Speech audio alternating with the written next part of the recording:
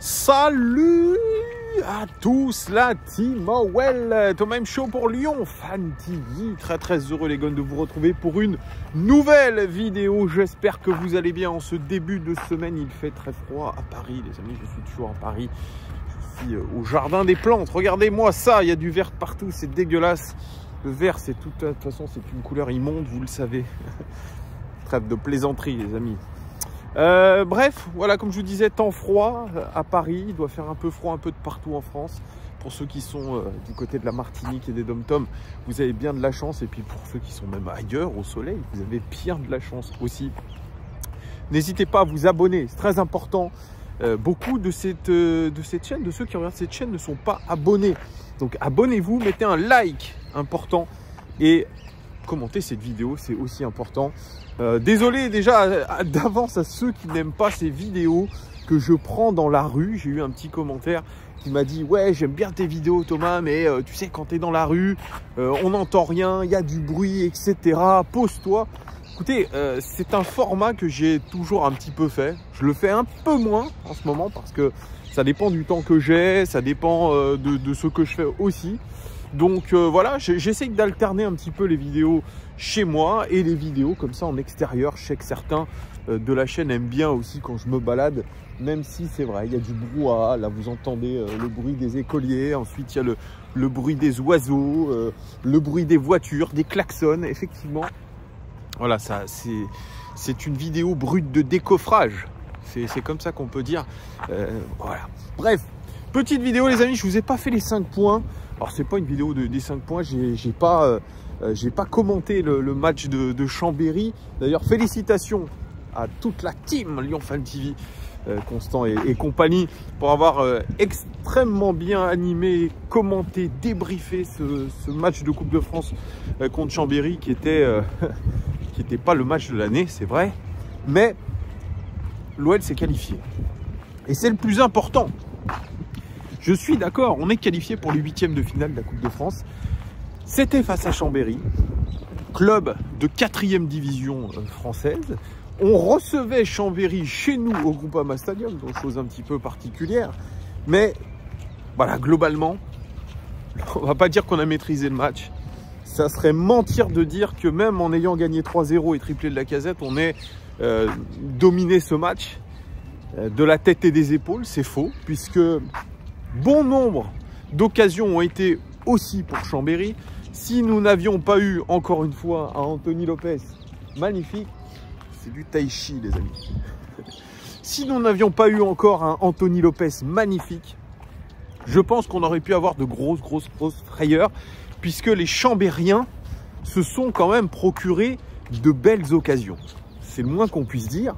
Heureusement, nous, pour une fois, on a été plutôt clinique via Alexandre Lacazette, via aussi des très beaux mouvements initiés par Ryan Cherki et surtout Tété qui a fait quand même 2 passes décisives, il me semble. Donc ça, au moins, on a été clinique. Je dirais que c'est la moindre chose face à une 4e division de marquer au moins 3 buts. Au moins 3 buts.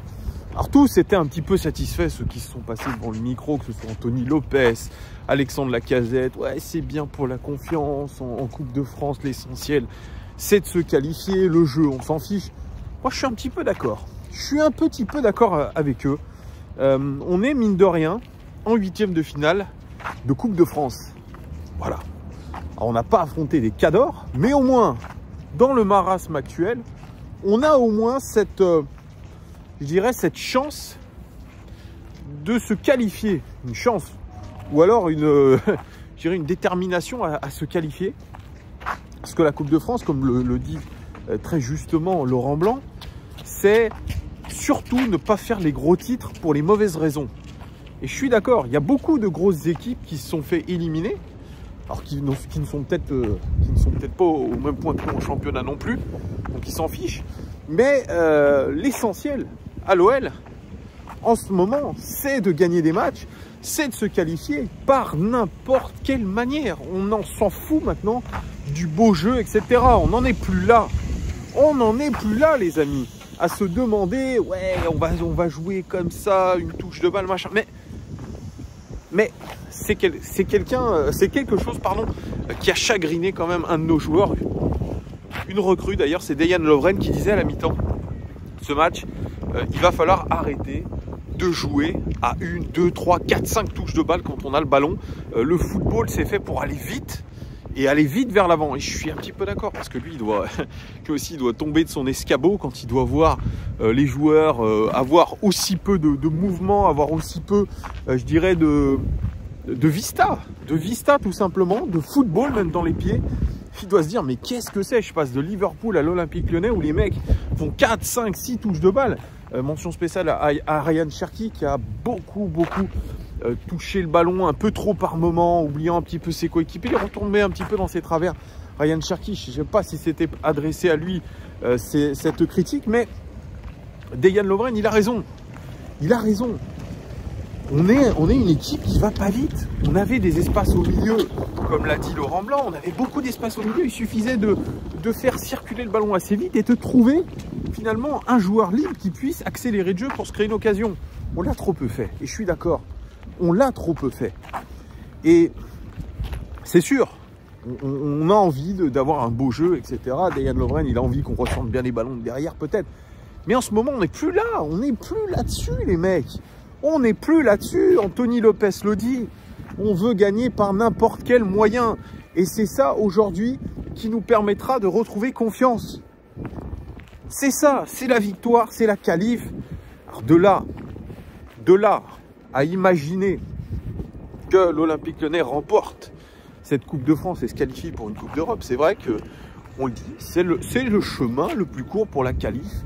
En Ligue des Champions, en Europa League, c'est pas la Ligue des Champions, c'est le moyen le plus court et c'est surtout l'occasion, les amis, d'avoir un titre qui nous échappe depuis quasiment 11 ans, pardon. Pouh là là, je suis un peu perdu sur les chiffres.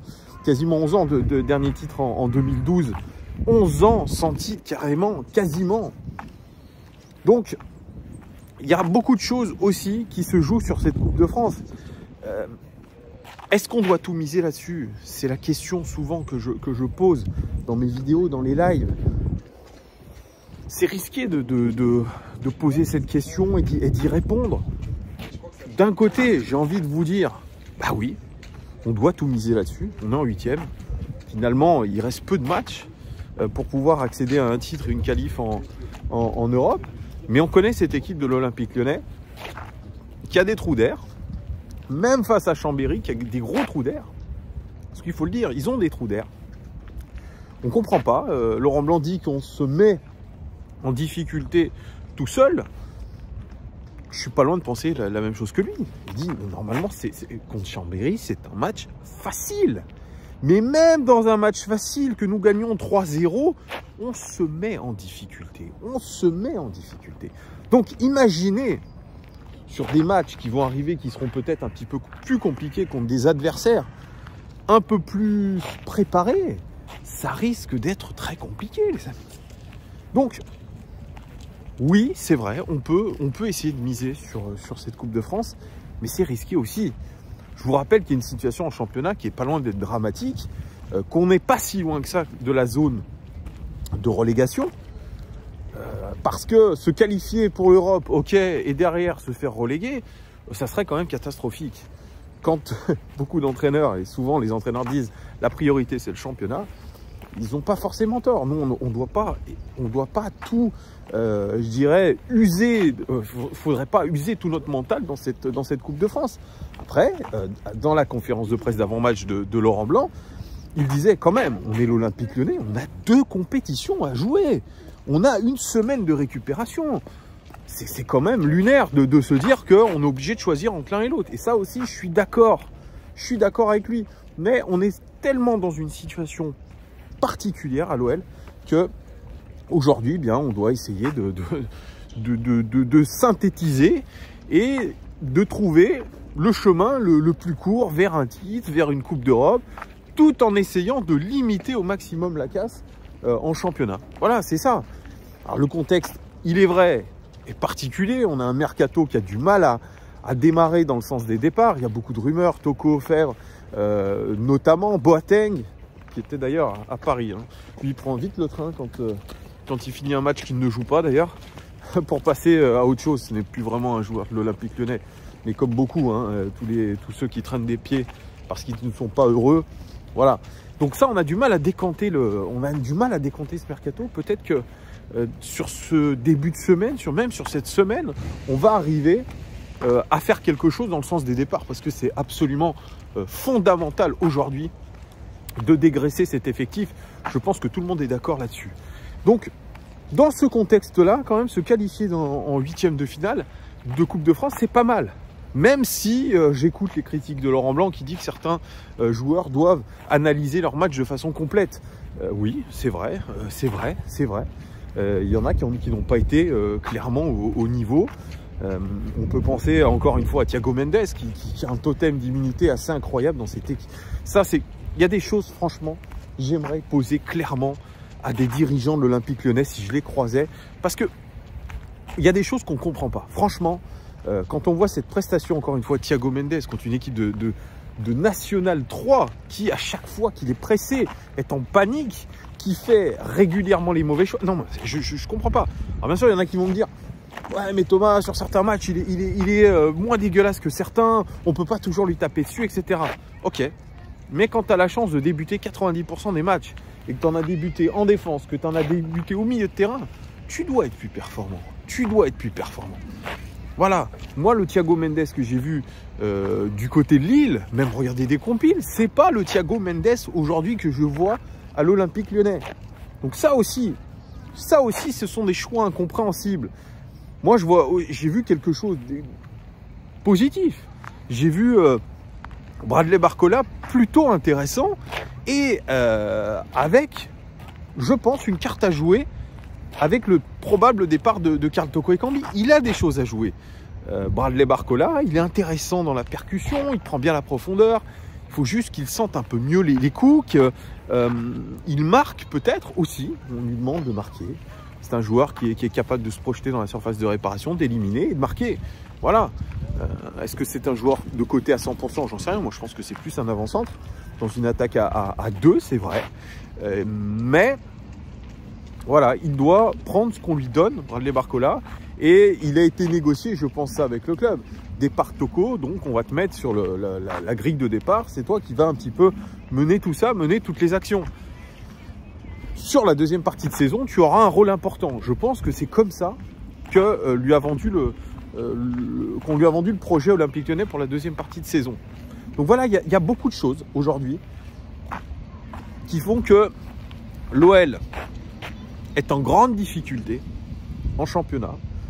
Institutionnellement parlant, on en a parlé aussi depuis des mois et des mois. On connaît un petit peu aujourd'hui les problématiques du club. Mais, je dirais bizarrement et paradoxalement, on est quand même qualifié dans une coupe en huitième de finale. C'est le huitième, hein, c'est pas encore gagné. Mais l'OL l'équipe peut peut-être se matrixer et se dire, bon les gars, on a un objectif commun et c'est peut-être ça qui va nous permettre aujourd'hui d'aller loin en Coupe de France et on l'espère jusqu'à la victoire. C'est se dire ce projet commun, on va essayer de se mettre tous ensemble là-dessus. C'est un but. C'est d'aller chercher ce trophée. Et qu'est-ce qui vous dit, les gars, que dans une saison aussi terrible, on ne va pas aller chercher la Coupe de France au final? C'est une saison tellement particulière, tellement bizarre, qu'on peut s'imaginer tout. Peut-être que le prochain tour, on va être éliminé et je vous tiendrai un discours encore plus négatif, etc. On va tailler, ok. Mais pour l'instant, on est qualifié. On est qualifié. On fait mieux que la saison dernière où on a été éliminé sur tapis vert. C'est déjà pas mal. Donc, restons sur ces choses positives.